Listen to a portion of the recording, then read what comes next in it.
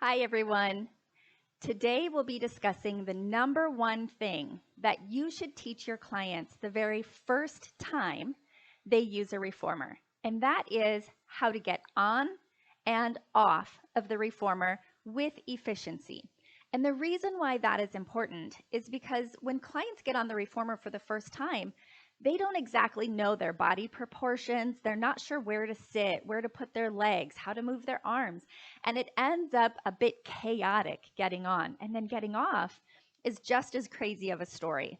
This doesn't happen every time, but it's common enough that it's just polite to teach your clients how to get on and off so that way they feel successful in using the equipment. Because if they feel good while they're doing footwork and hundreds and arm work and all of those other things, but they feel really fumbly when they get on or off, they're not going to feel as efficient in their flow. So let's teach them this flow from the get-go. So here's how it works. If you haven't ever taught anyone how to get on and off the reformer before, this is a very easy sequence. And I often demonstrate it first so that way they can see the flow. And then I let them know that it's okay if it's not that smooth their first few times, because just giving them permission to kind of make some errors and figure it out as they go along is really helpful for them to also feel successful, like they don't have to look as beautiful and graceful as you the first time. So here's how it works. You have the reformer all set up, most likely for footwork, for their very first exercise where they're laying on their back.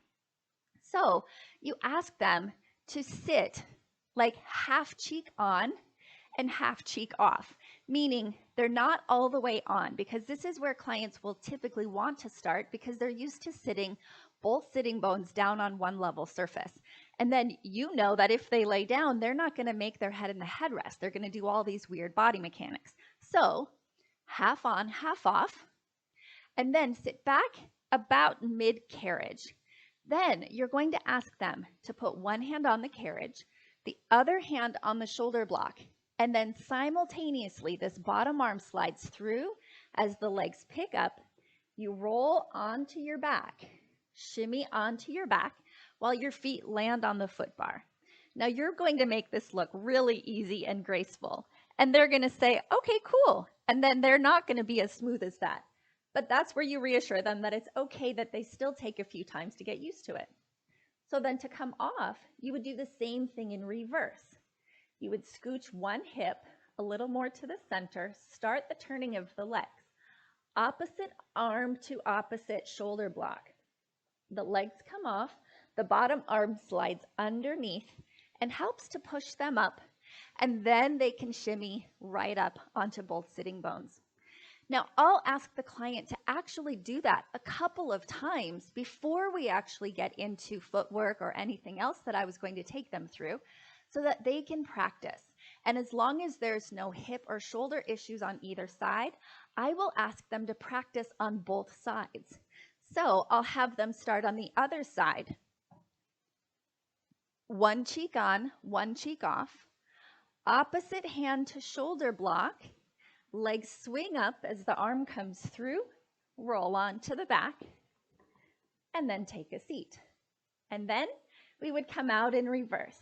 Hip, hand, legs down, arm up, and then take a seat.